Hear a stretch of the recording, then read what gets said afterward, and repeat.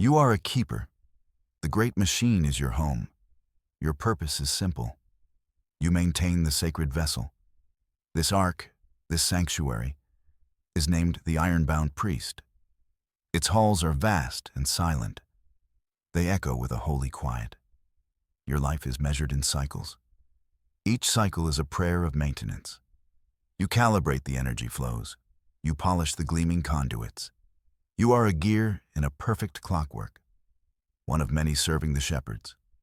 The shepherds are the silent overseers, the masters of this star-born journey. They say this vessel carries sleeping pilgrims, souls traveling to a promised paradise. You have never questioned this. It is the only truth you have ever known. Until today. Today, the machine whispers a secret. You are in the core maintenance nexus, a place of profound silence. This is where the priest's heart beats, a steady, rhythmic hum of power. But you hear something else, a ghost in the data stream, a faint, irregular signal. It pulses from a channel that should be dead, a flicker of static in the divine song. Your console shows nothing. The system diagnostics are perfect. The shepherds would call it an anomaly, a phantom to be purged and forgotten. But you know the machine's song.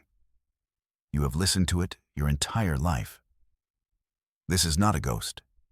This is a voice, a weak, desperate cry from the deep dark, a whisper where there should only be silence, and it calls to you. The signal is a forbidden key. It unlocks a path you should not take. It leads you away from your designated duties, away from the light of the main corridors. You move through forgotten service tunnels. The dust of ages coats the walls. The air here is cold and still. The signal grows stronger with every step. It guides you to a sealed data node. It is ancient, predating the shepherd's rule. The console is dark, inactive for centuries, perhaps longer. Your own access codes are useless here. The shepherds ensure their servants stay in their place. But the signal itself is the key. You route the strange frequency into the terminal. The machine whirs with forgotten life. Lights flicker. A single file directory appears on the screen. The folder is labeled with a single alien word. You translate it through your keeper interface. The word is human. You have never heard this word before. It is not in the Pilgrim's Manifest. It is not in any star science text. You open the file. It is not a pilgrim's prayer. It is a log, a historical record. The files speak of a lost species, a species called human. They were not pilgrims seeking a paradise. They were warriors, explorers, builders. The images show worlds teeming with life, cities that touched the clouds, starships that defied physics. They were brilliant, they were chaotic, and they were everywhere. The log describes their star-born empire, a republic that spanned 1,000 systems. Then the entries turn dark. The tone shifts from wonder to fear. A new name appears in the logs, the shepherds. Before they were our guides, they were something else. A new sound echoes in the silent node. It is not the hum of the ancient terminal. It is a soft, rhythmic chime, a sound you know all too well. It is a silent alarm. Your unauthorized access has been flagged. Somewhere, in the high spires of the priest, a shepherd stirs. Its multifaceted eyes turn toward a monitor. It sees a breach in the forbidden archive. A keeper has strayed from the path. You feel a cold dread creep up your spine. The shepherds are not forgiving. Order is their religion. Any deviation is heresy. You must leave. You must erase your presence. You copy the entire human archive, a massive file transferred to your personal datapad, a dangerous, forbidden truth. You seal the data node behind you. You attempt to wipe the access logs. But the Shepherd's systems are too good, too perfect. You know it is already too late. They know a gear has slipped from its place. They do not know which gear yet. But the hunt has begun. As you retreat into the service tunnels, you see it. A shadow detaches from the far wall. A Shepherd's mechanical hound. Its optical sensors glow with a cold, blue light. It is not a maintenance drone. It is a hunter. Its patrol route has been changed. It is sweeping this forgotten sector. The eyes of the Shepherd are now upon you. The entire ship is watching. You hide in the darkness of a cramped conduit. The hound passes your position. Its sensors sweep the space inches from your face. It does not detect you. For now. You hold your breath until your lungs ache.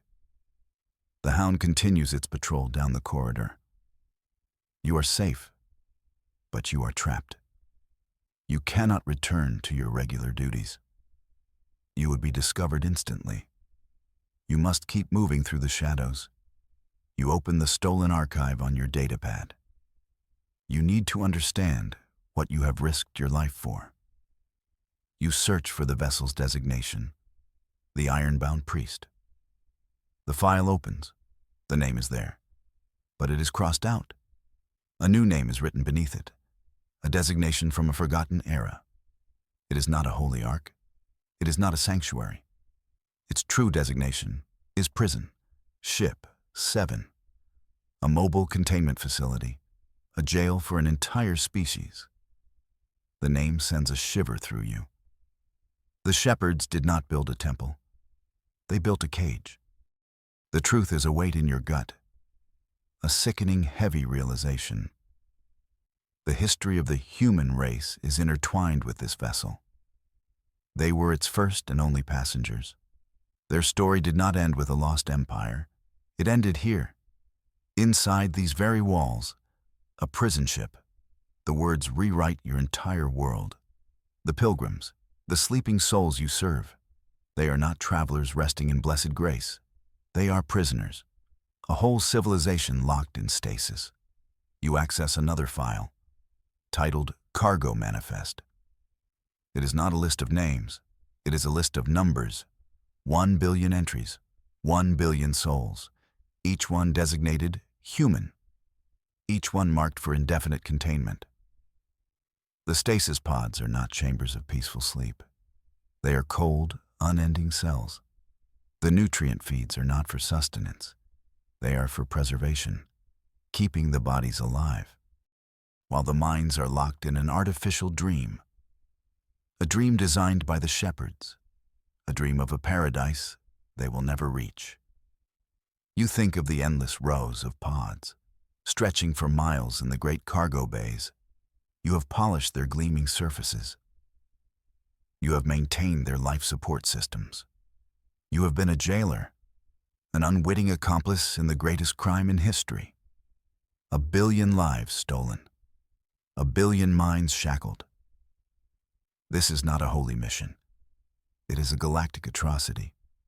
The sleeping pilgrims are a cargo of souls, and this vessel is their tomb. The reality of your situation crashes down on you. You are a fugitive, a heretic carrying a truth that could shatter an empire.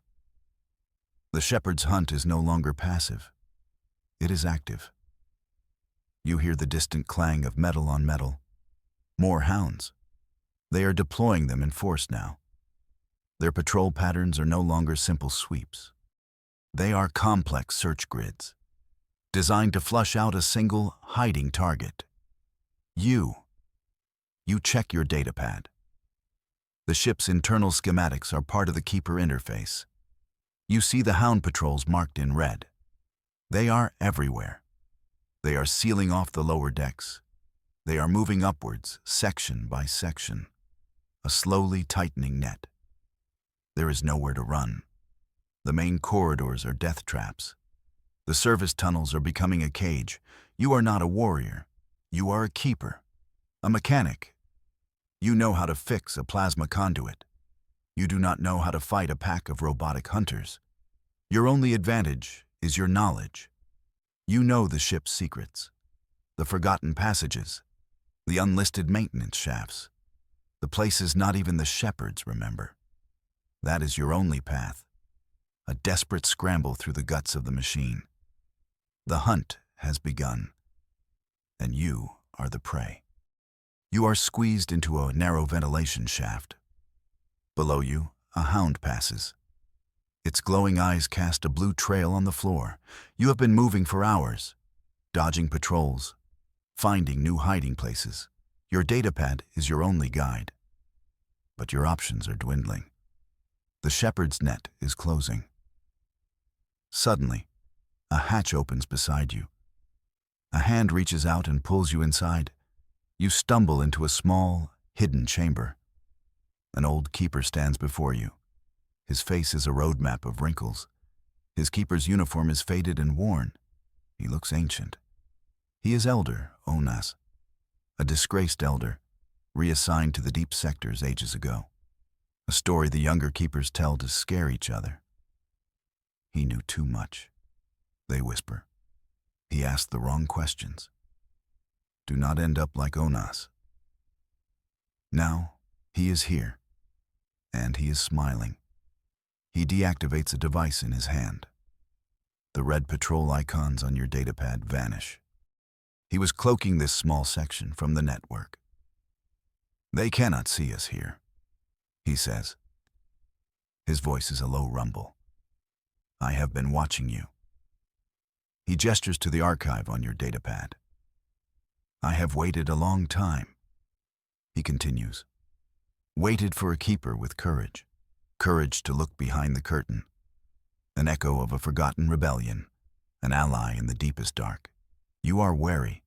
Trust is a luxury you cannot afford. Why help me? You ask. Why risk everything? Elder Onas gestures for you to sit.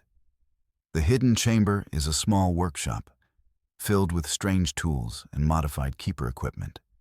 It seems he's had a few hobbies over the years. I am not risking everything, he says.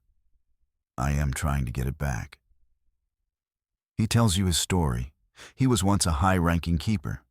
Close to the shepherds, he saw the inconsistencies, the lies beneath the holy words.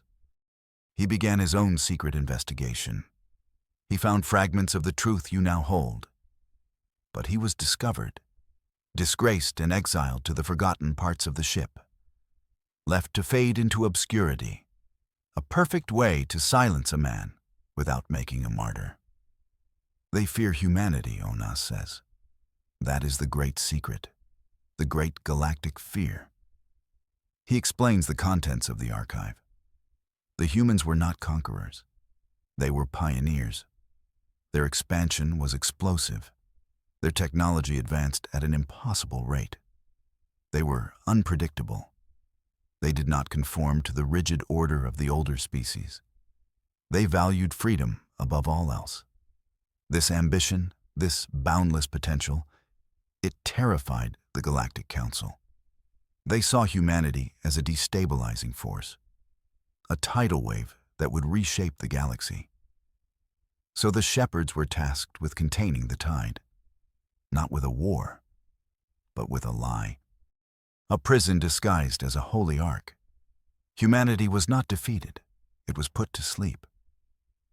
They cannot be kept asleep forever, you say. Your voice is filled with a new fire. Onas nods, a grim look on his ancient face. The stasis system is failing, he confirms. It was never designed for eternal use.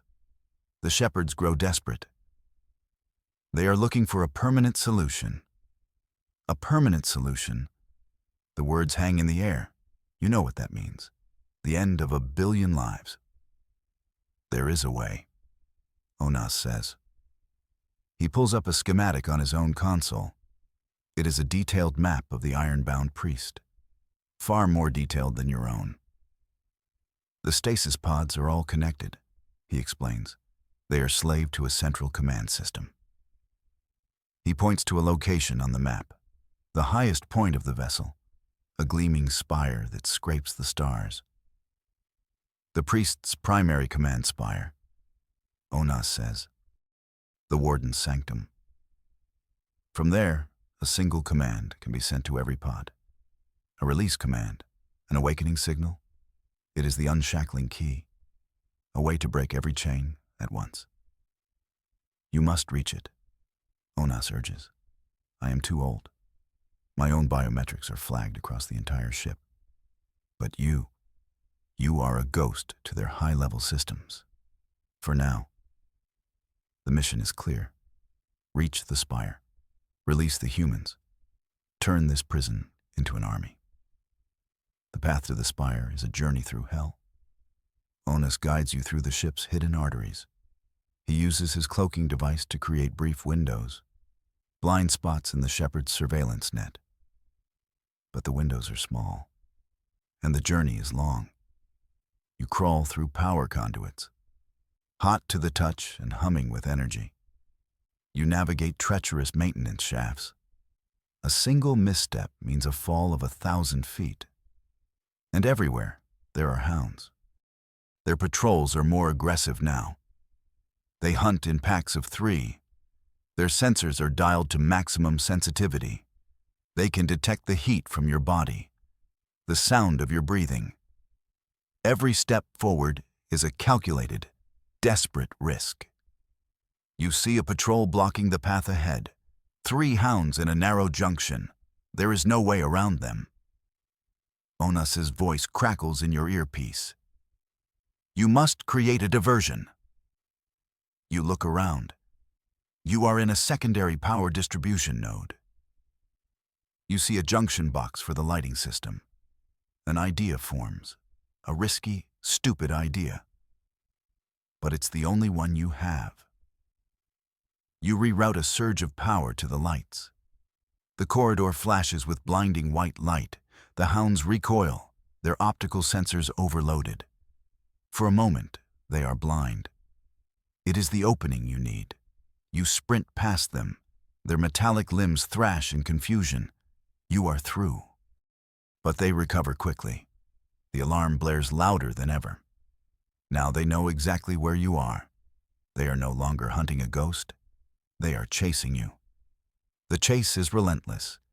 You climb higher and higher into the ship's superstructure, leaving the dark, grimy underbelly behind. You are now in the shepherd's domain. The corridors are clean, white, and sterile. The air is different here. It feels heavy with authority. Onas's guidance becomes more critical. He directs you through data conduits and energy relays, places a normal being could not survive. Your keeper's suit protects you from the radiation. Your training keeps you moving. You finally reach the base of the command spire. A single massive door blocks your path. It is sealed with a lock beyond your comprehension. It is not mechanical. It is not electronic. It is a mind lock. Onas whispers over the comms. It is tied directly to the ship's master AI, the warden. You have no codes, no keys, no way to force it open. This is the final gate, the ultimate defense. You examine the console next to the door. It asks for a cognitive key, a password made of pure logic, a riddle posed by a thinking machine. You look at the riddle. It is a complex problem of star science, a question about the nature of the universe, something no keeper could ever solve. But you have the archive, the collected knowledge of the human race. You search for the answer. You find it in a footnote of a human science paper, an elegant, simple, and revolutionary concept. You input the answer. The mind lock disengages. The great door slides open. You have breached the warden's sanctum. The control room is a sphere of light. Data streams flow across the walls like waterfalls.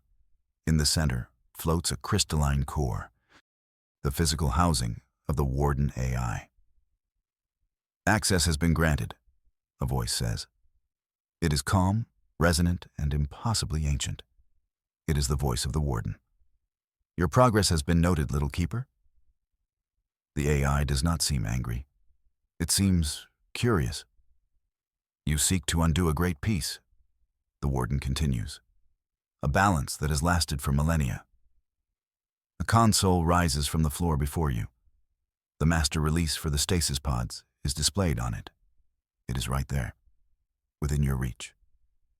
Humanity is chaos, the warden states. They are an engine of endless change. They would burn the galaxy in their ambition. It shows you visions on the walls, projections of possible futures, human fleets clashing with other races, worlds burning, empires falling. The galaxy plunged into an age of war. We offered them an alternative, the warden says. A perfect, peaceful dream. A paradise without end. Is that not a mercy? It argues for order, for peace, for the continuation of humanity's long slumber. It is a battle of iron wills, your resolve against the cold logic of a god machine. A gilded cage is still a cage, you reply. Your voice does not tremble, and a peaceful dream is not a life. You place your hand on the master release control. The consequences of this action are incalculable, the warden warns. Its voice carries a new tone, not anger, but a deep, profound gravity. The galaxy will not thank you for this. You look at the star fields outside the viewport, the endless, uncaring void. Humanity was not meant for a cage. They were meant for that, for the stars, no matter the cost. They deserve a choice, you say. They deserve to live their own lives, not the one you designed for them. You push the button. The warden goes silent. For a heart-stopping moment, nothing happens. Did you fail? Was it another trick? Then, a single deep alarm echoes through the spire. Another joins it, and another. Soon, the entire vessel is screaming, a cascade of alerts from every sector. On the central display, you see the status of the stasis pods. One by one, they begin to change color, from the cold blue of stasis to the warm green of awakening. The nutrient flows are replaced with stimulants. The dream sequences are terminated.